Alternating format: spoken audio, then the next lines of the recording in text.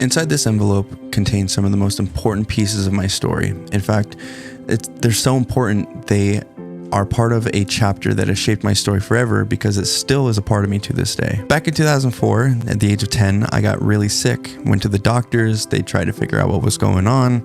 They thought that I had some type of small flu, a cold, sinus infection. So they just sent me home and they were like, yeah, just play it off for a couple days and we'll see what happens. And so after the doctor's visit, I went home, but then I started to have a headache. Laid down, took some Advil, drank some water, tried to eat something. Couldn't hold anything down. My mom went off to work and soon enough, everything would slowly go downhill after that. The headache got worse and worse and worse. I got really dizzy. I couldn't stand up. So my dad called my mom up at work and he's like, listen, something isn't right.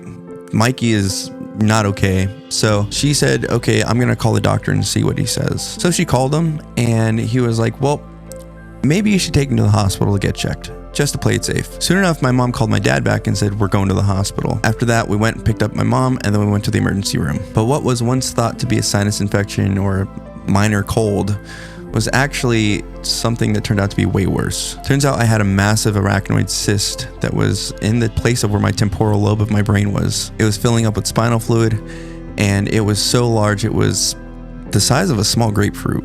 After they found out what was wrong, they life flown me all the way to the hospital that was like 2 hours away where they can actually do more in-depth research and work on what was going on. On August 12th, 2004, I had brain surgery to actually drain the cyst. And the reason why they had to drain it was because it was attached to the main blood vessels in my brain. So technically there's still a little piece left in there. I was in the operating room for 4 hours and it was a success because obviously I'm still here. A massive amount of struggles that have come along the way. The aftermath of the surgery has left me with memory loss, short-term memory loss to be exact, problems with motor skills, don't really have good balance, permanent brain damage, I stutter a lot, I have a really hard time with emotions, I'm really sensitive, and sometimes I have these things that essentially make me feel like I have to cry a lot more than others. But also the wins that have happened since there. I've become a musician that can play almost anything with strings.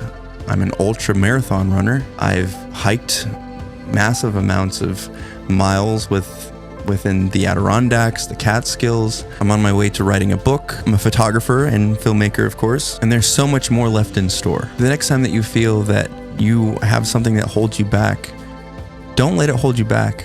Chase it. I'm here to tell you that you're not alone in this. Embrace the struggles and learn from them. Use them as lessons, because I could have given up on everything that has ever made me feel like this holds me back. It just comes down to making that one decision to bear the summit or turn back. And option number 2 is never allowed in the equation.